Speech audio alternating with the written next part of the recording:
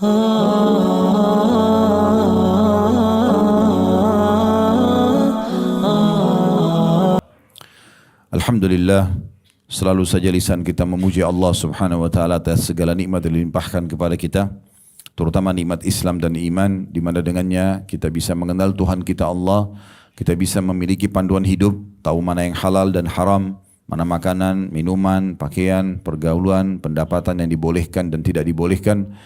Selain daripada nikmat yang sangat melimpah dari kesehatan, kekuatan, kesempatan, dan terutama bagi teman-teman yang Allah telah memberikan menginjakkan kaki di kota yang mulia ini, kita benar-benar adalah delegasi-delegasi Allah, pilihan-pilihan Allah. Jangan sia-siakan kesempatan ini, banyak bersyukur kepada Allah Subhanahu wa taala.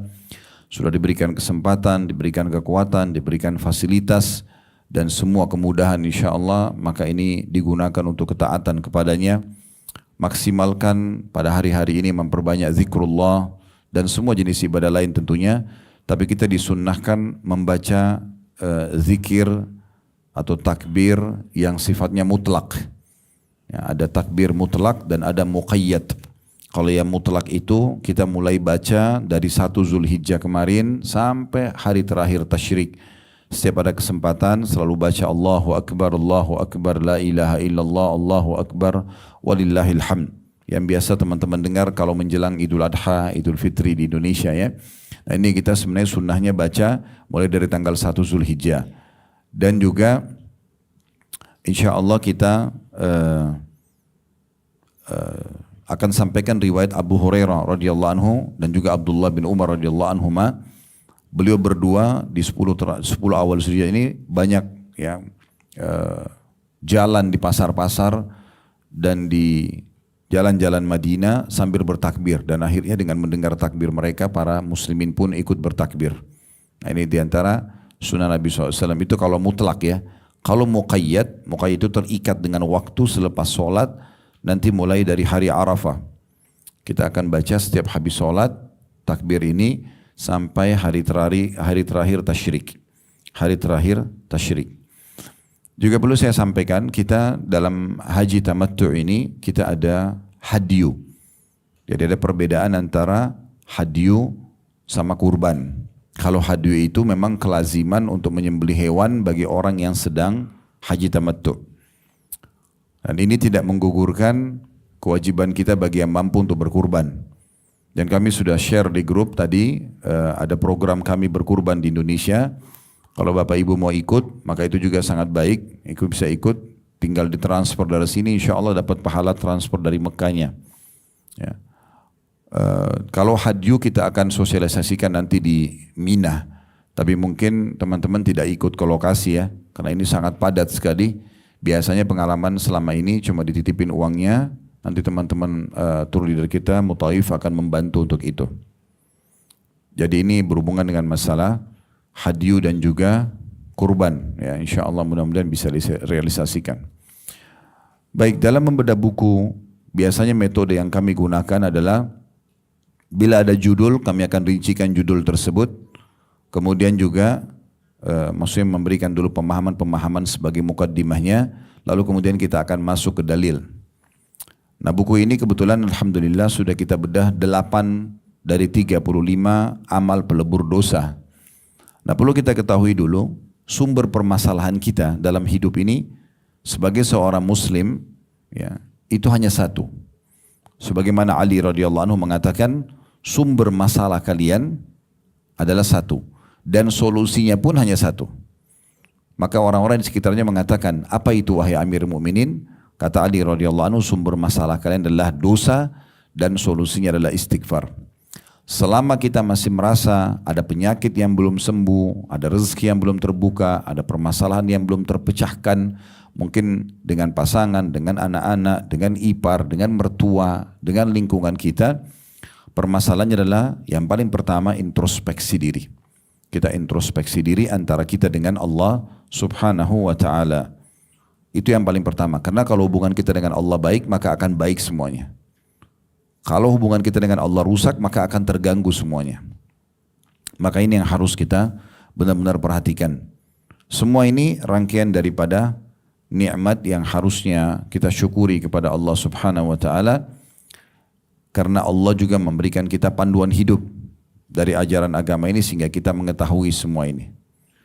Juga kita panjatkan salam hormat kita kepada Nabi besar Muhammad sallallahu alaihi wa ala alihi wa sahbihi wasallam yang telah Allah perintahkan kita untuk mengucapkan salam hormat kepada beliau dan sebagai balas jasa setelah menghabiskan 23 tahun dari masa hidup beliau, 13 tahun di kota Mekah ini semuanya dengan hinaan, cacian dan puncaknya diusir dari kampung halamannya Mekah ini sehingga beliau hijrah ke Madinah dan 10 tahun di fase Madinah semuanya penyempurnaan wahyu sehingga akhirnya agama ini sempurna dan sampai kepada kita semua.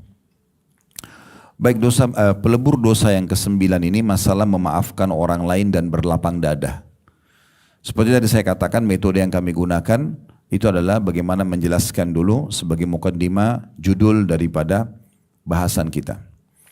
Ada banyak sekali akhlak dalam Islam yang sangat mulia dan memang ciri khas Islam adalah akhlak. Kata Nabi SAW, innama bu'ithtu liutammima makarimal akhlak. Aku diutus untuk menyempurnakan akhlak-akhlak yang mulia. Jadi memang Islam itu mengajarkan penganutnya untuk santun, ramah, dermawan, pemaaf. Ya. Semua yang baik-baik itu diperintahkan. Semua yang buruk-buruk, mengganggu orang, gunjing, fitnah, mengambil hak orang lain, menyakiti orang lain, semua dilarang. Dan ada di antara akhlak-akhlak tersebut, jadi dua hal yang berpartner, yaitu meminta maaf dan memaafkan. Dua ini satu paket. Artinya orang kalau salah dalam Islam dianjurkan untuk segera minta maaf. Dan jangan menunda. Jangan biasakan menginapkan permasalahan. Kita tahu diri kita salah tapi karena ego menganggap ini nggak perlu. Nanti aja, ditunda-tunda. Karena merasa orang yang sedang kita zalimi mungkin lebih rendah di mata kita dari sisi garis keturunan kan misalnya. Misal anak-anak kita, contoh. Kita menganggap kita sebagai orang tua, udahlah gak perlu minta maaf nanti aja. Misal. Atau kepada pasangan. Atau misalnya orang-orang yang lebih rendah di mata kita, maaf tanda kutip di sini dalam masalah ekonomi misalnya, jabatan. Maka kita menunda-nunda kepada staf, kepada orang-orang miskin misalnya kita menganggap tidak usah minta maaf. Ini berbahaya sekali. Kata Nabi SAW dalam hadis Bukhari, siapapun yang punya sesuatu yang mengganjal bagi dia yang bisa dia dihisap pada hari kiamat oleh Allah dengan saudaranya, maka selesaikan segera. Sebelum datang hari nanti, maksudnya hari kiamat, tidak ada lagi manfaatnya dinar dan dirham. Di hari kiamat nanti kita nggak bisa lagi negosiasi. Ucapin maaf belum tentu dimaafkan oleh orang-orang karena mereka butuh dengan pahala hari kiamat dan mereka berharap bisa mengambil pahala kita. Dan juga tidak ada lagi nilainya harta pada saat itu. Rupiah, dolar, euro, nggak ada lagi manfaatnya. Tidak ada yang dibawa ke akhirat.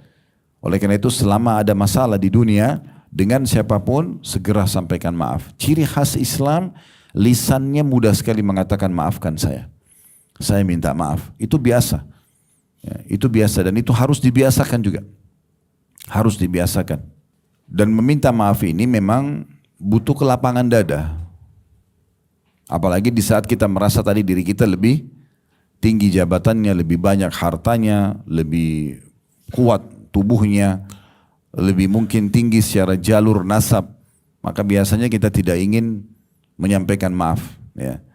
Padahal sebenarnya dalam Islam justru harus kita lakukan ini. Dan Nabi SAW selalu mengucapkan maaf kepada siapapun. Bahkan sebelum beliau meninggal, alaihi salatu wassalam, beliau mengatakan siapapun yang pernah disakiti oleh Muhammad, beliau tidak mengatakan oleh Rasulullah, beliau menyebutkan namanya sebagai bentuk tawadhu, maka ini adalah diriku, ya, siapa yang aku ambil haknya sampaikan, siapa yang pernah aku sakiti, ya, maka balaslah. Bahkan beliau mengatakan ini tubuhku, ya, kalau misalnya ada seseorang yang pernah aku sakiti maka balaslah, qisas gitu.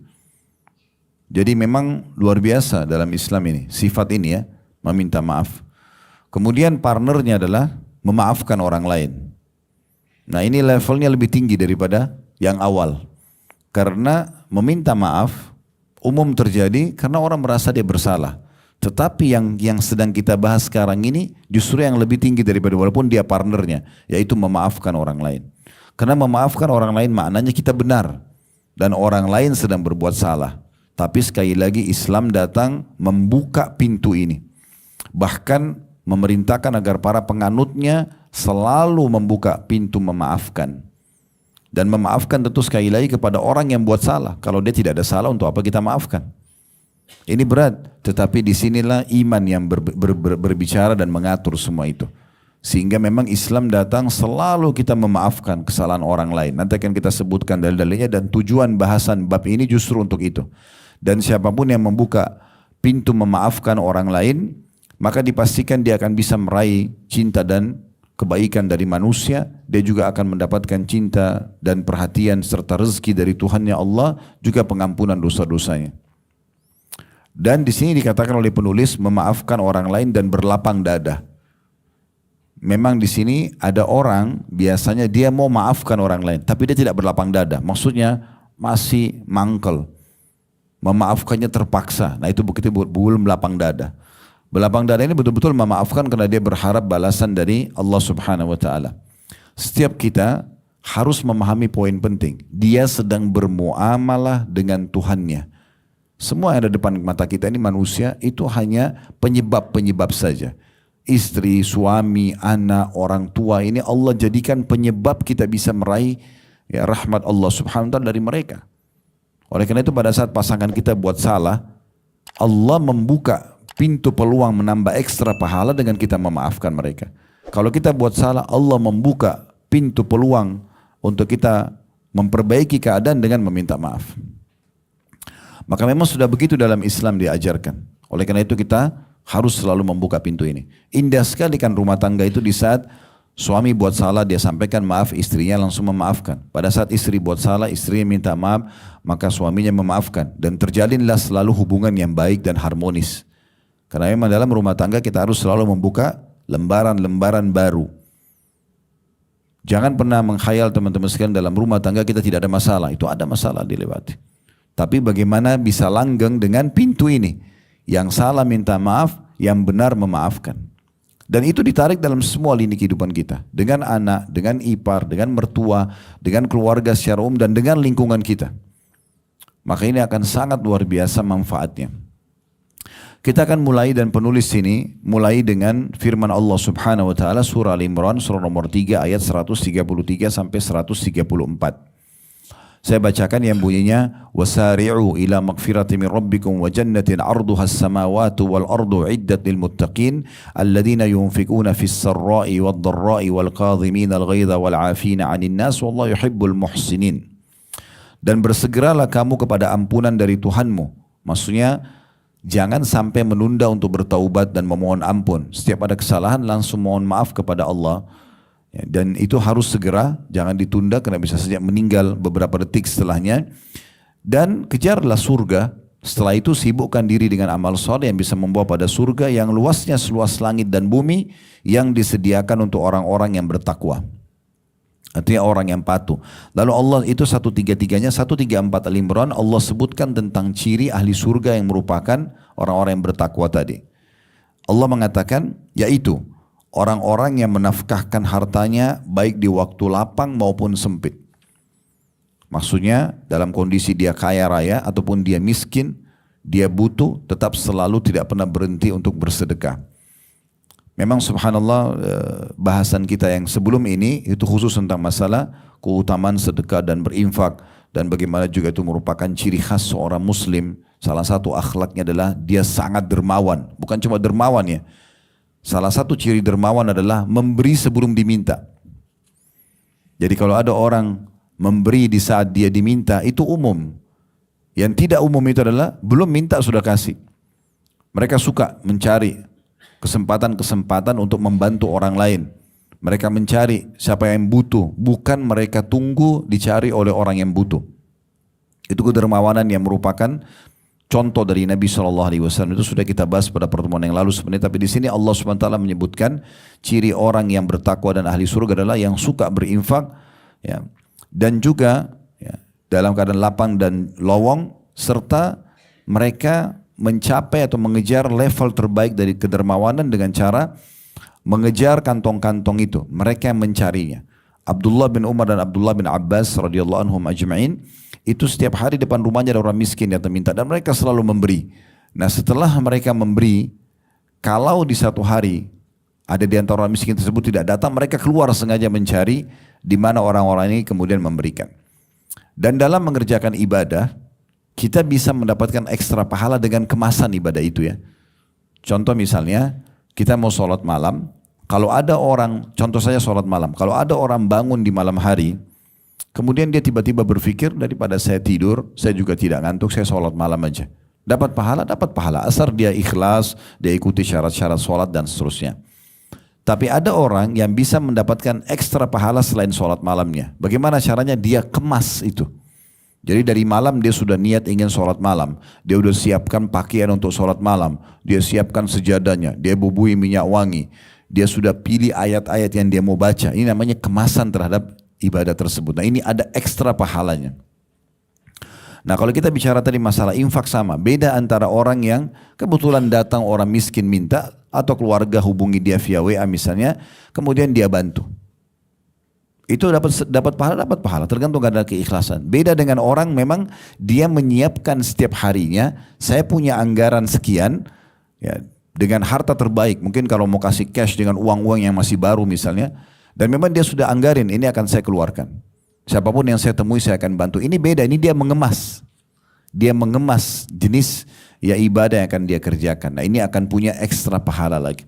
Dan ini bisa Bapak Ibu tarik dalam semua ibadah.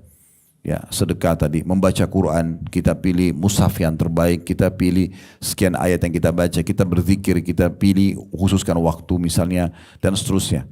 Imam Malik rahimahullah bahkan salah satu dari 4 imam madhab itu kalau mau isi pengajian, beliau pakai baju yang terbaik, beliau mandi dulu, beliau pakai parfum, karena ingin menyampaikan hadis-hadis Nabi SAW. Maka ini satu kemasan, sebenarnya tinggal datang isi pengajian bisa saja, tetapi beliau melakukan itu contohnya. Abu Hanifah rahimahullah itu kalau mau sholat malam selalu menyiapkan baju yang paling bagus, parfum yang paling wangi. Kemudian baru beliau sholat malam. Ini kemasannya. Ya seperti itu. Ini ciri yang pertama. Ciri yang kedua, wal qadhimin al ghaidh. Dan orang yang bisa menahan emosi di saat mereka punya kemampuan untuk melampiaskannya. Itu namanya qadhim al ghaidh. Allah puji di sini. Jadi ciri yang kedua dari orang yang bertakwa ahli surga adalah orang yang bisa menahan emosinya dalam kondisi dia benar dan punya power untuk membalas. Ini namanya qadhim al ghaidh. Allah puji itu. Justru dia tidak lampiaskan, justru dia dahulukan maaf. Kalau pernah dengar ada satu tokoh sahabat masuk Islam justru karena sifat Nabi ini. Itu namanya Thumamah bin Gusal radhiyallahu anhu. Ini kepala suku Hanif. Suku Hanifah ini suku yang sangat besar di dekat Mekah sini. Mereka dulu yang mensuplai makanan, pangan untuk penduduk Mekah di masa itu. Subhanallah, ada satu sahabat namanya Muhammad bin Hanafiyah. Muhammad bin Maslama radhiyallahu anhu. Muhammad bin Maslama ini beliau diutus oleh Nabi SAW ke satu lokasi. Kemudian untuk menyerang dan berhasil menang. Pas mau pulang beliau dapat satu tawanan. Dia tidak tahu kalau ini Thumamah, ini kepala suku Hanifah ini. Maka pada saat itu Nabi SAW melihat di tawanan perang yang dibawa oleh Muhammad bin Maslamah ada Thumamah. Lalu Nabi mengatakan, apa kau tahu siapa ini hai Muhammad? Dia bilang, saya tidak tahu ya Rasulullah. Kata Nabi SAW, ini Thumamah bin Gusal, kepala sukunya Hanifah. Berbuat baik sama dia. Lalu dihormatilah ya, dilayanilah dengan baik. Dan memang ini cirinya juga orang Islam. Zaman dulu tuh banyak sekali orang masuk Islam di tangan pasukan Nabi SAW. Karena Nabi suruh selalu berbuat baik dengan para tawanan. Sampai para tawanan yang menceritakan, kami melihat sahabat-sahabat Muhammad pada saat menyuapkan makanan kepada kami. Sementara tangannya lagi diikat para tawanan tersebut. Mereka memasukkan roti-roti manis ke mulut kami dan mereka sendiri memakan kurma-kurma yang kering. Jadi mendahulukan tawanan. Gara-gara itu mereka banyak masuk Islam. Tapi waktu Thumamah ini lagi diikat di dalam masjid sebagai tawanan, maka Nabi SAW sengaja dengarkan ayat-ayat Al-Quran. Setiap habis sholat Nabi datang kepada dia. Bagaimana pendapatmu Thumamah dengan Islam? Ditawarkan Islam. Dia bilang, saya tidak butuh. Dan kalau kau memaafkan, hai Muhammad, engkau telah memaafkan orang yang tahu berterima kasih. Maksudnya kalau kau lepas aku dari tawanan ini. Dan kalau seandainya engkau membunuh, maka engkau telah membunuh orang yang di belakangnya banyak pedang, banyak pasukan. Karena memang jumlah pasukannya sangat besar. Maka Nabi SAW pun meninggalkan. Di masa itu, kalau sudah ada tawanan perang, maka ini 90% nyawanya melayang. kecuali dalam satu keadaan keluarganya atau sukunya siap menebus dengan sangat mahal. Nah itu baru bisa, itu 10%-nya. 90% apalagi kalau kepala suku begini, biasanya kalau dibunuh berarti sukunya semua sudah takluk. Ya, seperti itu. Karena seperti ibarat kepala sudah dihilangkan kepalanya. Pada saat itu, Thumamah setelah 3 hari Nabi SAW tawarkan Islam menolak.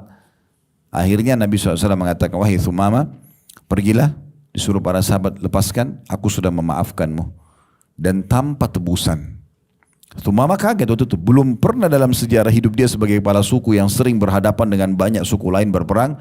Orang sudah ditawan begini masih bisa lolos. Harusnya nyawanya melayang. Plus kalaupun dia bisa lolos harus ditebus dengan mahal. Ini gratis. Disuruh pergi. Gara-gara itu Thumamah masuk Islam. Ya. Ini satu hal yang luar biasa gitu. Ya. Kemudian yang ketiga adalah wal'afina 'anin nas, dan orang yang suka memaafkan orang lain. Tadi saya bilang diikuti dengan lapang dada, artinya betul-betul tidak lagi mengorek-ngorek permasalahan itu. Ya. Wallahu yuhibbul muhsinin, dan Allah sangat suka dengan orang-orang yang berbuat kebaikan. Dinukil sebuah kisah di masa dulu, kisah klasik, ada satu orang, budak dia. Waktu itu masih ada perbudakan, dia kebetulan disuruh oleh majikannya orang soleh. Majikannya lagi ada tamu, kemudian disuruh dia bawa makanan, dia bawa marak kuah yang sangat panas. Begitu dia mau hidangkan di hadapan majikannya, rupanya kakinya kesentuh dengan karpet, jatuh, tumpahlah semua kuah tersebut di badan majikannya. Ini kuah panas tertumpah. Orang spontan mungkin akan ada emosinya gitu, marah. Tapi subhanallah, karena budak ini orang yang faham agama, majikannya faham agama, maka dia bilang, Tuan, sebelum Anda marah, saya akan bacakan firman Allah subhanahu wa ta'ala. Kata majikannya, bacakanlah. Dalam kondisi dia lagi tertumpah dengan kuah panas. Maka dibacakanlah surah Al-Imran ayat 134 ini.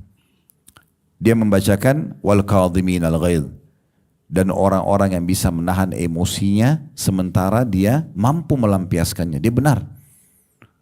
Maka majikannya mengatakan, saya akan menahan marah saya ini. Jadi begitu mudahnya mereka pada saat dengar ayat langsung mengaplikasikan. Kemudian kata budaknya, belum selesai ayatnya wahai Tuan. Kata tuannya, lanjutkan. Maka dia mengatakan wal afina 'anin nas, dan orang yang suka memaafkan orang lain. Kata majikannya, aku sudah memaafkanmu. Kemudian budaknya mengatakan lagi, belum selesai ayatnya hai Tuan. Kata tuannya, lanjutkan. Dia mengatakan wallahu yuhibbul muhsinin, dan Allah suka orang yang berbuat kebajikan. Maka kata majikannya, aku telah memaafkanmu, maka pergilah, kau telah bebas dari keterbudakan ini. Kita lanjutkan, kata penulis ini, Allah subhanahu wa ta'ala menjelaskan sifat-sifat orang bertakwa yang berhak mendapatkan pengampunan dosa, kemudian jaminan untuk masuk ke dalam surga adalah salah satunya alladzina yunfiquna, atau 3 hal tadi, alladzina yunfiquna fis sarra wa dharra, orang yang menafkahkan hartanya dalam kondisi lapang maupun sempit. Hal ini juga ya sudah dijelaskan di bab yang sebelumnya, kata penulis, maksudnya bab nomor 8, karena ada masalah bab infak. Kemudian wal kadhimin al-ghaidh, dan orang-orang yang menahan amarahnya sementara mereka mampu untuk melampiaskan. Ya. Dan juga dikatakan kata mafulanun ghaidhah, apabila seseorang sangat marah namun mampu mengendalikan diri untuk tidak membalas dendam, padahal ia mampu melakukannya, itu diistilahkan dengan kadhimul ghaidh. Demi mencari ridha Allah subhanahu wa ta'ala, kemudian mereka menyempurnakan dengan wal afina 'anin nas. Setelah mereka menahan emosinya, tidak cukup sampai di situ. Mereka tidak lampiaskan sementara mereka benar dan punya power, tapi mereka juga memaafkan orang lain, yaitu orang-orang yang lapang dada dan memaafkan orang yang berbuat jahat terhadap dirinya meskipun ia mampu melakukan balas dendam, tapi ia tidak melakukannya. Ada dalil yang diangkat oleh beliau di sini, sebuah kisah unik dari Abu Bakar radhiyallahu anhu. Kalau pernah dengar tentang kisah ifk ya, kisah ifk itu kisah isu bohong, gosip kalau Aisyah radhiyallahu anha berzina dengan Safwan. Ini bohong, disebarkan isu oleh Abdullah bin Abi Salul, pemimpin orang munafik. Karena dia berharap dia jadi pemimpin di Madinah, tapi setelah Nabi SAW datang, orang mengobatkan Nabi menjadi raja, maka dia sakit hati. Dia menjadi pemimpin orang munafik. Ringkas ceritanya, dia sempat menyebarkan isu kalau Aisyah berzina dengan Safwan. Karena sempat Aisyah ikut di pasukan Nabi SAW dan beliau disiapkan satu geranda untuk dipikul. Karena badan beliau ringan, ada sahabat 4 orang yang memikulnya, maka Aisyah ada dalam atau tidak ada biasanya tetap dirasa ringan gitu. Satu waktu lagi istirahat, Aisyah pergi radhiyallahu anha ke padang pasir menyelesaikan hajatnya. Masa itu orang kalau buang air besar, buang air kecil, maaf, ke padang pasir. Para sahabat itu disuruh bergerak oleh Nabi SAW, bergerak. Mereka tidak tahu kalau Aisyah ada dalam atau tidak. Langsung saja mereka jalan. Nah, di detik istirahat yang lain setelahnya, Nabi SAW suruh panggil Aisyah. Diperiksa, dipanggil, nggak ada. Maka para sahabat khawatir jangan sampai Aisyah ditahan atau ditawan oleh musuh. Nah, waktu pasukan sudah jalan, Aisyah anha kembali dari hajatnya, duduk di atas sebuah batu karena beliau lihat tidak ada lagi pasukan. Nah, Nabi SAW tugaskan satu sahabat yang sangat amanah namanya Safwan radhiyallahu anhu. Beliau ini tugasnya setelah pasukan jalan jauh, dia sudah tidak lihat lagi pasukan, maka dia menyisir. Mungkin ada pedang, ada kendi air, ada perisai yang jatuh diangkat oleh Safwan ini. Waktu Safwan lihat di situ ada Aisyah dan dia mengenal Aisyah sebelum turun ayat masalah hijab ataupun cadar, maka dia pun pada saat itu mendekatkan untanya sambil mengatakan inna lillahi wa inna ilaihi raji'un. Maka Aisyah pun disuruh naik ke atas unta tapi dengan isyarat saja. Safwan pergi jauh. Setelah itu dia balik lagi, Aisyah sudah naik di atas unta, lalu jalanlah mereka berdua menyusul pasukan. Nah, pada saat lagi istirahat titik yang kedua, dilihat oleh Abdullah bin Abi Salul, lalu dia mulai menyebarkan gosip mengatakan mana ada laki-laki dan perempuan berdua lalu tidak terjadi sesuatu. Dia enggak bilang zina, tapi dia sebarkan isu. Tersebarlah isu yang tidak benar pada saat itu. Menjadi gosip gitu kan. Ini istri seorang raja dan nabi gitu kan, jalan dengan seorang laki-laki. Nah, ini jadi fitnah pada saat itu. Maka tersebarlah isu kalau setelah terjadi perzinahan, sampai Aisyah pun mengatakan saya melihat sikap yang berubah dari Nabi SAW yang luar biasa. Nabi tidak menuduh istrinya, tapi Nabi pun mulai berubah sikap pada saat itu karena menunggu wahyu turun. Maka Aisyah mengatakan, ya Rasulullah, pada saat tiba di Madinah, kalau seandainya anda tidak punya hajat dengan saya, mungkin saya bisa pamit ke rumah orang tua saya. Maka Nabi SAW pun mengantar ke rumah Abu Bakar, dan tinggallah Aisyah berapa hari. Aisyah mengatakan, saya tidak faham apa-apa. Gosip ini saya tidak dengar. Sampai saya keluar menuju ke tempat hajat, karena waktu itu maaf tidak ada WC dalam rumah. Maka saya ketemu dengan ibunya Mistah bin Uthasa. Ini salah satu sepupu Abu Bakar sebenarnya. Nah, ada 3 orang yang paling gencar menyebarkan gosip perselingkuhan tersebut. Ipar Nabi sendiri namanya Hamna binti Jahash. Ini saudarinya Zainab binti Jahash. Zainab binti Jahash adalah istri Nabi.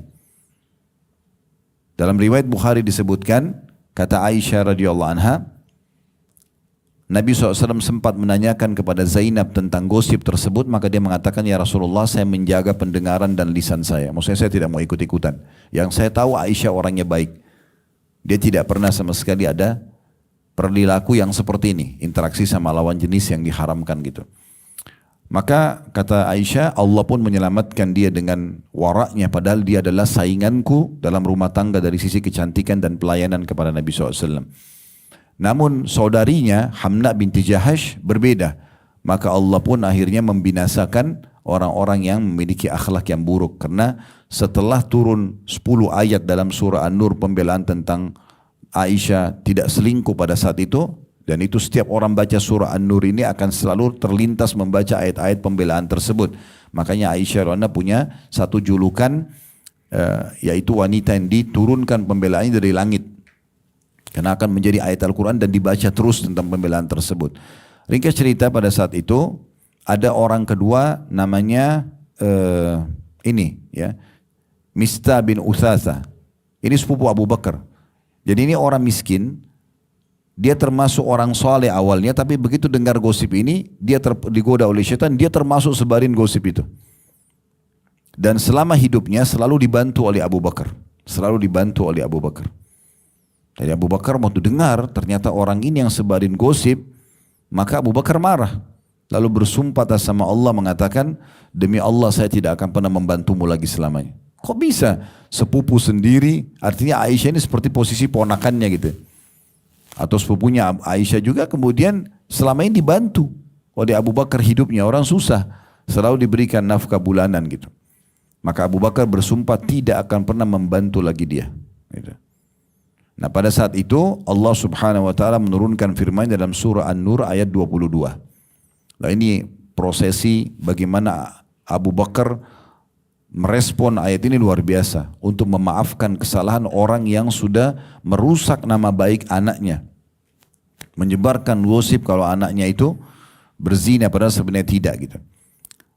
Tentu kalau teman-teman mau ini saya cuma ringkas kisahnya karena melihat waktu kita.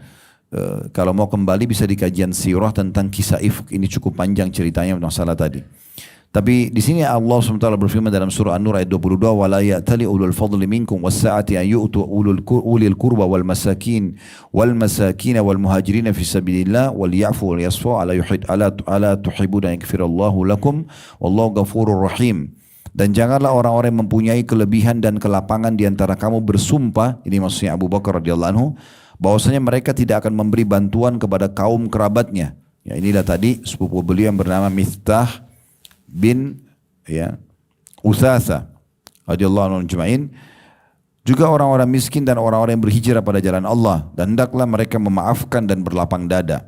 Apakah kamu tidak ingin bahwa Allah mengampunimu? Maksudnya dengan memaafkan orang lain Allah akan kasih bonus pengampunan dosa, dan Allah Maha Pengampun lagi Maha Penyayang.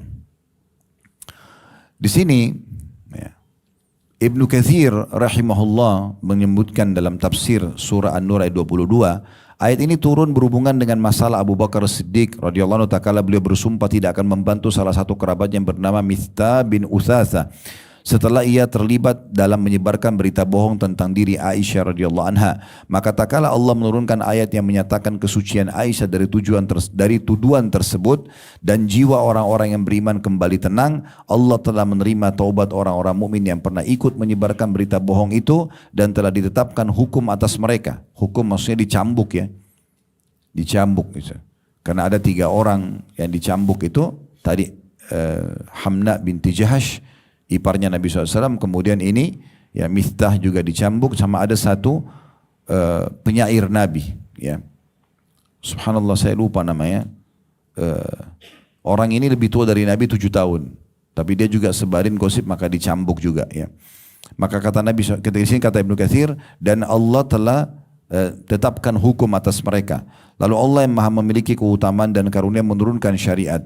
Lunaklah pada saat itu hati Abu Bakar terhadap sepupunya Mistah bin Utsatsa, seorang yang miskin, tidak punya harta sama sekali selain yang diberikan Abu Bakar kepadanya. Padahal dia termasuk kaum muhajirin. Ia salah satu ikut menyebarkan berita bohong itu. Namun Allah telah menerima taubatnya. Dia pun dihukum atas perbuatannya, maksud dicambuk.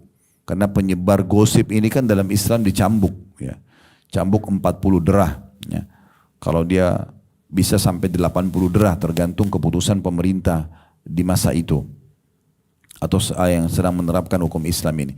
Sedangkan Abu Bakar Siddiq terkenal dengan kedermawanannya terhadap sesama, baik kerabat maupun bukan. Maka tak kala turun firman Allah SWT, "La tuhibbuna yaghfirallahu lakum." Apakah kamu tidak ingin bahwasanya dengan memaafkan orang lain Allah mengampuni dosa-dosamu? Karena pahala itu sesuai dengan amal perbuatannya. Sebagaimana engkau berlapang dada bagi orang lain, maka Allah akan melapangkan dadamu.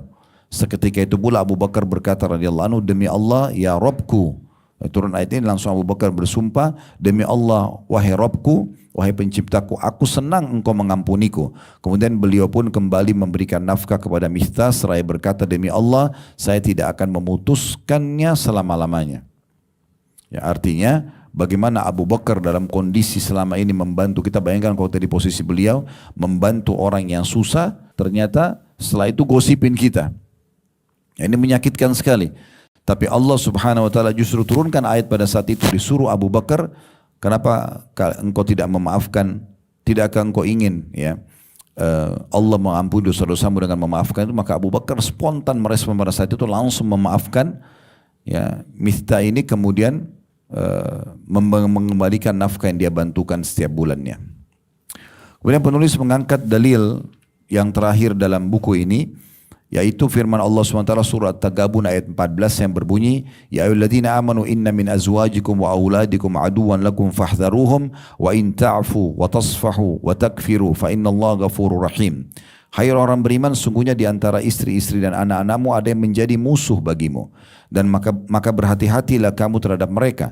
Dan jika kamu memaafkan dan tidak memarahi serta mengampuni kesalahan mereka, maka sungguhnya Allah Maha Pengampun lagi Maha Penyayang. Imam At-Tabari dalam tafsir beliau mengatakan, wahai orang-orang yang beriman kepada Allah dan Rasulnya, sesungguhnya sebagian istri dan anakmu ada yang menjadi musuh bagimu. Mereka menghalangimu dari jalan Allah dan menghindarkanmu dari taat kepadanya. Maka berhati-hatilah, jangan menuruti perintah mereka untuk tidak taat kepada Allah. Diriwayatkan bahwa ayat ini turun pada satu kaum atau satu kaum yang ingin masuk Islam dan hijrah tapi dihalang-halangi oleh istri dan anak mereka. Jadi maksudnya ayat ini turun pernah ada orang, beberapa laki-laki mau masuk Islam namun istri dan anak-anaknya menghalang-halanginya, maka Allah mengingatkan masalah itu. Jadi tetap masuk Islam, tetapi jangan marahin mereka hanya karena mereka menghalang-halangi kalian. Tetap maafkan mereka, tetap rangkul mereka, tetap lunak dengan mereka supaya hidayah sampai kepada mereka.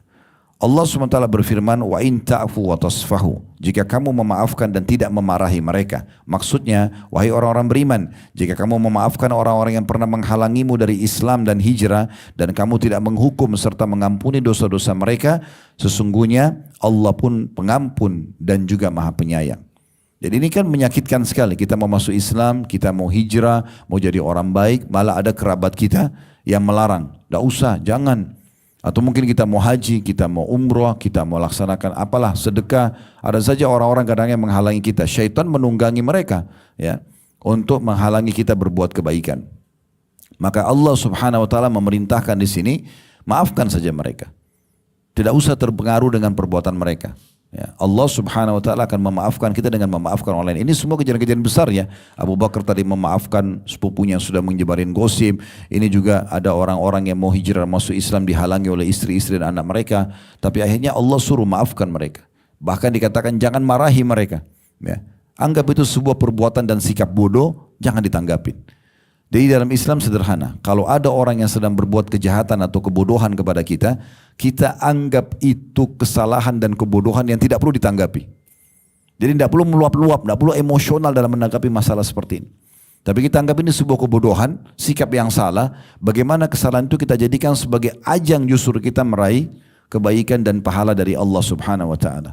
Dengan cara memaafkan, dengan cara memandu. Mungkin tidak asing bagi teman-teman orang Arab Badui yang datang ke masjid kemudian kencing sembarangan. Para sahabat sudah mau menyerang orang itu. Ini ngawur ini, masa kencing di masjid. Tapi Nabi SAW mengatakan tenanglah, biarkan saja. Karena orang ini dia yakin tidak mungkin dia kencing di masjid kecuali dia tidak faham. Dibiarkan sampai selesai kencing, karena orang itu tidak fahamnya. Waktu sahabat tidak jadi nyerang, dia selesaikan kencingnya karena nggak fahamnya. Setelah itu Nabi SAW mengatakan ambilkan seember air, siramkan. Kemudian Nabi SAW dekati dengan baik-baik lalu berkata pada dia, sesungguhnya ini rumah Allah, tidak layak perbuatan seperti ini. Maksudnya kerjakan ini di tempat lain gitu. Selama ini dia tidak faham, karena tidak semua orang faham apa yang dia lakukan. Mungkin dia tidak faham kalau itu sebuah kesalahan. Sedangkan dia faham saja kita maafkan, apalagi kalau tidak faham. Maka orang itu mengatakan, ya Allah maafkanlah aku dan Muhammad, jangan maafkan orang lain. Pernah juga ada sahabat baru masuk Islam. Dia nggak faham. Rupanya kalau orang bersin kan, alhamdulillah kita dianjurkan tashmid ya, yarhamkallah gitu ya. Orang ini nggak tahu, lagi sholat ada sahabat yang bersin. Lalu dari lagi sholat dia bilang yarhamkallah gitu. Pada saat dia bilang seperti itu, maka para sahabat yang lain semuanya menoleh ke dia. Lagi sholat ini, gimana caranya lagi sholat mau ngomong begini? Gitu kan. Tapi dia tidak faham. Kalau tidak salah riwayat lain itu lagi khutbah Jumat gitu. Tapi yang saya ingatnya adalah dalam sholat gitu. Maka setelah itu para sahabat menepuk paha mereka untuk memberikan isyarat agar orang ini diam. Dalam sholat dia masih ngomong. Dia masih mengatakan, kenapa kalian semua melotot lihat saya? Karena dia nggak tahu gitu. Maka selepas sholat, kata dia, demi Allah saya belum pernah menemukan pemimpin, guru, pengajar yang selembut dan sebaik Nabi SAW. Demi Allah dia tidak menyalahkanku, dia tidak memarahiku. Bahkan dia cuma memandu dengan cara yang baik. Kalau sholat ini tidak layak perkataan lain kecuali apa yang sudah Allah tentukan dari bacaan-bacaan sholat. Udah, orang jadi faham gara-gara itu. Ya.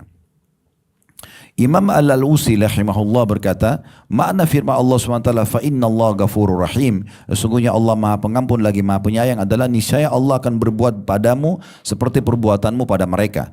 Karena barang siapa yang memaafkan dan mengampuni kesalahan orang lain, niscaya Allah juga akan memaafkannya. Perlu difahami poin penting ya. Kalau ada orang berbuat zalim dengan kita, ini banyak opsi. Opsi yang pertama, yang paling ideal kita maafkan. Menyakitkan Ustaz, ya memang justru di situ puncak pahalanya. Situlah puncak pahalanya. Karena pahala sabar dan pahala yang dijanjikan di sini diampuni dosa karena memaafkan orang lain, justru pada saat ada ujian itu datang kan. Kalau lagi tidak ada ujiannya, kita mau dapat pahalanya dari mana? Justru di situ pahalanya gitu. Opsi pertama paling ideal, kita maafin antara kita sama Allah Subhanahu wa taala. Masalah dia, orang yang sedang berbuat salah ini, kalau kita ucapkan maafkan dia di depan dia, saya sudah maafkan kamu, dia bebas dari hukuman Allah SWT. Juga kita sudah tidak ada masalah sama dia. Tapi kalau kita maafkan di belakang, kita hanya antara kita sama Allah, maka bagi dia belum gugur hukum. Karena dia harus punya kewajiban meminta maaf dengan kita. Tapi sekarang antara kita sama Allah sudah selesai. Karena kita sudah memaafkan, Allah sudah mengampuni kesalahan kita ya. Tapi tetap ditekankan paling ideal adalah dengan lapang dada. Udah maafin, selesai. Kita anggap perbuatan itu kebodohan dan kita jadikan sebagai ajang pahala buat kita. Yang kedua opsinya adalah kita membalas dia. Tapi di sini masalahnya, balasan ini disebutkan dalam sebuah hadis. Kalau ada dua orang bertikai, kemudian orang yang sedang terzalimi atau diserang membalas, kalau balasan dia lebih kecil daripada perbuatan orang yang sedang menyerangnya, maka nanti pada hari kiamat dia masih mengambil selisih pahalanya. Kayak misalnya ada orang yang memukul kita, fisik sakit, kita cuma balas dengan marahan mulut misalnya. Ini kan marahan mulut lebih ringan daripada pukulan. Di hari kiamat kita masih bisa mengambil selisih pahalanya. Tapi kata Nabi SAW, kalau berimbang, dia digosipin, dia balas dengan gosipin misalnya. Dia dipukul, dia balas dengan pukul. Kalau berimbang, maka balance, tidak ada lagi hak di hari kiamat. Tapi yang jadi masalah, kata Nabi SAW adalah, kalau sampai balasan dia melebihi perbuatan kezaliman orang lain. Kayak misal, orang gosipin dia, tapi dia balas dengan membunuh. Membunuh kan lebih besar daripada gosip. Hari kiamat justru orang yang zalimi dia akan mengambil haknya. Nah, ini perlu diperhatikan baik-baik, maka hati-hati. Karena banyak orang begitu, kadang-kadang kesalahan orang lebih kecil, balasannya dia lebih besar. Nah di sini Allah Maha Adil, Allah akan berikan hukuman sesuai dengan kadar lebihnya daripada perbuatan tersebut. Ini tambahannya. Imam Qurtubi rahimahullah berkata, ayat ini berlaku umum bagi segala kemaksiatan yang diperbuat seseorang dengan sebab istri dan anak, karena khususnya sebab tidak menghalangi keumuman hukum. Maksudnya adalah kalau ada kesalahan-kesalahan dilakukan oleh pasangan kita, oleh anak kita, maka dahulukan pemaafan. Dahulukan pemaafan. Ya. Jadikan kesalahan tersebut ajang untuk mendapatkan pahala. Sampai pernah ada sebuah riwayat teman-teman sekalian, ada seorang sahabat punya kebun kurma besar sekali, pegawainya banyak sekali, ratusan bahkan ribuan orang. Kemudian sering kali mungkin kayak kita kalau punya Allah amanahkan perusahaan, kita tahu ada saja pegawai, ada yang bagus kualitasnya, ada mungkin yang ya kurang, bahkan ada yang sering teledor gitu. Maka sahabat ini pernah masuk ke kebun dan menemukan ada beberapa pegawainya dia yang kerjanya kurang bagus ya. Dalam memetik kurmanya, dalam panen, kemudian dalam memilah, menyortir mana yang bagus, mana tidak, kurang. Maka dia bingung, ini apa yang harus dilakukan? Sudah diinstruksikan, masih saja sering terjadi kesalahan. Maka dia datang kepada Nabi SAW mengatakan, ya Rasulullah, berapa kali kami harus memaafkan pegawai kami? Maka Nabi SAW diam, dia ulangi lagi, ya Rasulullah, berapa kali kami harus maafkan kesalahan pegawai kami? Kata Nabi SAW, maafkan mereka walaupun mereka melakukan sampai 70 kali kesalahan. Ini luar biasa gitu. Tapi ini ditanggap oleh para ulama ya.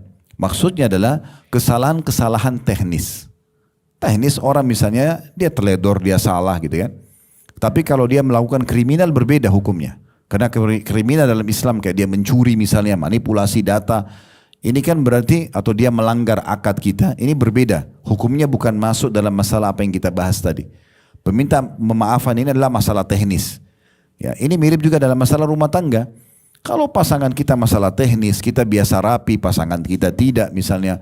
Atau ada hal-hal yang teknis lapangan, kita suka makanan A, pasangan kita masaknya makanan yang berbeda B, ini masalah teknis. Maka ini yang dimasukkan dalam masalah pemaafan. Tapi kalau sudah sampai pada hal yang besar, ya, dia melakukan kriminal yang besar, perselingkuhan misalnya, atau dia melakukan minum-minuman keras, narkotika, ini berbeda, ini hukum kriminal.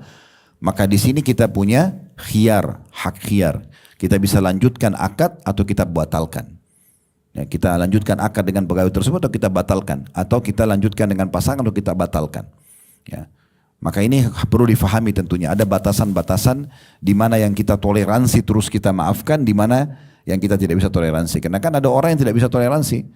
Beberapa kasus rumah tangga yang disampaikan kepada kami, memang ada pasangannya tidak mau berhenti, berzina terus, sudah dinasihatin, sudah didoain, tidak mau berhenti. Apakah ini terus dimaafkan? Jawabannya tidak. Ini di sini dia sudah punya hak khiyar, dia punya pilihan. Dia mau bertahan silakan, dia mau pisah sudah hak dia. Tapi kalau masalah teknis sekali lagi, maka ini adalah hal yang masuk dalam bahasan kita. Sering selalu memaafkan, sering selalu merangkul agar pasangan kita dan juga staf kita atau orang sekitar kita bisa meraih kebaikan dan kesempurnaan tentunya dengan bersabar. Ada orang subhanallah diberikan masukan satu kali dia faham. Ada orang mungkin masukan yang kelima, yang keenam, yang ketujuh baru dia bisa melakukannya. Terlebih lagi maaf yang Allah amanahkan anak ini penting sekali. Anak-anak itu masa belajar. Jangan selalu memulai anak-anak dengan emosional, marah. Selalu kita anggap anak kita itu seperti kita. Ya. Harus sudah faham. Gak bisa. Anak-anak itu memang masa belajar. Di saat bersama kita lah dia sering selalu melakukan kesalahan-kesalahan. Itu biasa. Ya. Baik, saya akan tutup teman-teman sekalian. Habis ini kita akan buka pertanyaan dengan dalil-dalil yang lain ya, yang perlu kita fahami dengan memaafkan orang lain. Yang pertama adalah hadis riwayat Abu Daud, dan ini hadis hasan. Kata Nabi SAW, ana za'imun bi baitin fi rabadil jannah liman tarakal mira'a wa in kana muhiqqa. Aku adalah pemberi jaminan istana di surga, ya, di pinggiran surga, itu bagi orang yang meninggalkan perdebatan walaupun orangnya benar. Ini termasuk adab dalam Islam ya. Kalau kita sedang diskusi, oke. Tapi kalau berdebat yang ujungnya hanya membawa kepada mudarat, ya, akhirnya saling menghina, saling menjatuhkan, ini nggak boleh dalam Islam. Namanya mira'. Tinggalkan saja. Kalau diskusi memang tujuannya untuk mencari mana yang terbaik, oke. Tapi kalau berdebat-debat emosional dalam Islam tidak ada. Udah nggak perlu. Kita sudah sampaikan argumen kita, dia nggak mau dengar, ya sudah tinggalkan saja. Karena nggak ada manfaatnya, habis-habisin waktu. Gitu. Maka Nabi SAW menjamin akan mendapatkan istana di satu camp di pinggiran surga. Itu istana tambahan bagi orang yang meninggalkan perdebatan walaupun dia benar. Kemudian wa fi wasatil jannah liman tarakal kadhiba wa in kana mazihan. Dan istana di tengah-tengah surga bagi orang yang meninggalkan bohong walaupun bercanda. Ya, berapa banyak orang yang membuka pintu bohong, dusta, dengan alasan cuma bercanda. Kenapa kamu bilang begini? Ya, cuma bercanda. Enggak boleh bercanda. Dalam Islam tidak ada bercanda, dalam bohong pun tidak ada. Gitu kan. Katakan orang muslim itu yang nampak depan matanya itulah dalam hatinya. Suka ya suka, tidak suka tidak suka, selesai. Dia tidak akan membuka pintu bohong walaupun itu sederhana. Sampai sebagian ulama mengatakan kalau ada orang muslim lapar, ditanya apakah anda lapar, karena dia malu dia mengatakan tidak, itu bohong, gak boleh. Apa adanya, ya saya lapar, saya belum makan, selesai. Kamu suka? Suka. Tidak suka? Tidak suka. Selesai, clear. Gak ada yang tersembunyi bagi seorang muslim. Semuanya transparan, semuanya jelas. Ya. Kemudian yang ketiga, wa bi baitin fi a'lal jannah liman hasuna khuluquhu. Dan juga istana di tempat tertinggi surga bagi orang yang baik akhlaknya. Nah salah satu akhlak adalah banyak cabangnya akhlak kan. Dermawan, pemaaf tadi ya, lapang dada, ini semua bagian daripada akhlak. Allah subhanahu wa ta'ala, ini dalil yang lain, memerintahkan kita agar jangan membalas kejahatan dengan kejahatan. Tadi sudah kita berikan gambaran umumnya, tapi umumnya jangan dibalas. Misalnya orang gosip ini, kita jangan balas gosip karena dia dosa, kita dosa. Orang itu berbuat jahat, fitnah kita, kita balas dengan fitnah. Dia dosa, kita dosa. Lalu bagaimana solusinya? Solusinya sederhana. Allah itu maha melihat. Kita kembali kepada tauhid kita. Jangan berpikir teman-teman orang fitnah kita, orang sakiti kita lalu Allah tidak balas. Allah punya cara. Tapi di saat itu justru puncak-puncaknya kita butuh pahala sabar. Apa itu sabar? Kita terima keputusan itu ujian dari Allah, kita suka atau tidak suka, kemudian kita ikhtiar. Ikhtiarnya ini gini, kalau ada orang fitnah kita, gak usah kita sibuk untuk mengkanter, enggak. Tapi kalau orang tanya, kita jawab apa adanya. Kemudian kita tetap bersikap baik dalam keseharian kita. Udah selesai, gak usah habisin waktu, energi untuk itu. Sebagaimana Allah sebutkan dalam surah Fussilat ayat 34-35, "Wala tastawil hasanatu walas sayyi'atu idfa' billati hiya ahsanu fa idzal ladzi bainaka wa bainahu adawatun ka'annahu waliyyun hamim." Ini ayat 34-nya artinya, dan tidaklah sama kebaikan dengan kejahatan. Ada orang buat jahat sama orang buat baik pasti beda. Tolaklah kejahatan itu dengan cara yang lebih baik. Ada orang buat jahat tetap kita, ada orang kasar kita tetap santun, ada orang pelit kita dermawan, ada orang muka masam kita tetap senyum. Kita balas dengan kebaikan kata Allah. Maka tiba-tiba saja dengan sikap seperti itu, orang-orang yang tadinya punya permusuhan seolah-olah menjadi teman yang setia. Ayat 35-nya, "Wa ma yulaqqaha illa alladziina sabaru wa ma yulaqqaha illa dzu hadzin 'adzim." Kata Allah SWT, sifat-sifat yang baik itu tidak dianugerahkan melainkan kepada orang-orang yang sabar, dan tidak dianugerahkan melainkan kepada orang-orang yang mempunyai keuntungan yang sangat besar. Siapapun yang berusaha untuk selalu mendahulukan kebaikan-kebaikan dan tidak membalas keburukan dengan keburukan, maka dipastikan ini hidupnya orang akan tentram. Dan Allah janjikan tadi dalam ayat Al-Quran akan berbalik, orang yang memusuhi dia justru akan menjadi baik. Dinukil dalam sebuah kisah Abdullah bin Abbas radhiyallahu anhuma, beliau pernah pakai jubah baru. Kemudian ada orang lewat, Abdullah bin Abbas tidak kenal sebenarnya, tapi dia mengatakan, "Kamu ini mentang-mentang sepupu Nabi, mentang-mentang begini," tiba-tiba. Maka Abdullah bin Abbas jalan sama murid-muridnya, diam saja. Orang itu lagi ngomong ngoceh, dibiarin aja, didengarin sama dia. Padahal ini menyakitkan sekali. Posisi dia sebagai ulamanya sahabat, sepupu Nabi. Dan masa itu memang betul-betul dimuliakan oleh para sahabat Nabi. Datang ujian ini. Dia diam saja sampai orang itu sudah selesai. Nah, orang kan kalau ngajak kita bertengkar, kalau kita tidak tanggapin, habis kata-kata dia. Kapan itu menjadi panjang kalau kita selalu tanggapin kan? Ini tidak ditanggapin, didiamin. Akhirnya orang itu kehabisan kata. Kata Abdullah bin Abbas, "Kamu sudah selesai?" Dia bilang, "Iya sudah." Lalu beliau tahu ini, pikiran beliau mengatakan, sepertinya orang ini kena melihat jubah baru ini. Dia merasa hasad gitu. Maka Abdullah bin Abbas buka jubah itu langsung berikan kepada orang tadi. Sudah dicaci maki nih. Dia buka jubahnya dikasih sama dia. Lalu dia mengatakan kepada murid-muridnya, "Sampaikan alamat kita kepada orang ini, kalau dia punya hajat bantulah."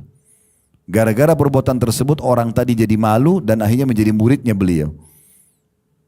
Memang ini berat, tapi inilah yang sedang kita bahas. Bagaimana menjadi orang-orang yang luar biasa mendahulukan dan menunggangi justru kesalahan orang lain untuk meraih yang terbaik dengan cara memaafkan dan merangkul. Ingat, dalam Islam kita disuruh membenci perbuatan yang salah, bukan fisik orang yang berbuat salah. Ya, kalau anak kita buat salah misalnya, dia pecahin sebuah gelas, ini contoh saja. Maka yang sedang salah adalah pecahin gelasnya, bukan fisiknya dia. Nasihati dia, rangkul dia supaya dia tidak ulangi, selesai. Jangan benci fisiknya, tapi kita benci perbuatannya, ya, atau sesuatu yang melekat merupakan sifat di situ. Ini terjadi pada semua hal ya, teman-teman, supaya mudah faham lebih jauh masalah ini. Misal kalau makanan, ini sebagai penutup, insya Allah. Jadi kalau kita misalnya makan ikan, ikannya amis, yang kita tidak suka apanya? Amisnya. Banyak orang tidak suka ikannya sehingga tidak mau makan ikan selamanya. Kenapa nggak makan ikan amis? Semua dipukul rata ikan amis. Salah nggak? Salah. Orang makan jeruk asam, yang tidak disukai apanya? Jangan jeruknya, karena kalau jeruknya kita tidak mau makan jeruk selamanya. Nah seperti itu kurang lebih gambarannya. Jadi supaya mudah dimahami, kesalahan atau kekurangan yang ada pun yang kita tidak suka itu. Dan kita usahakan itu menjadi ajang pahala buat kita. Bukan justru hal-hal yang harus kita benci dan kita tinggalkan seakan-akan sudah tidak ada lagi peluang untuk berbuat baik. Terlalu banyak orang dapat hidayah justru karena sikap-sikap yang santun dan baik ini. Allahu a'lam. Kita tutup dulu pengajian kita. Subhanakallahumma bihamdika.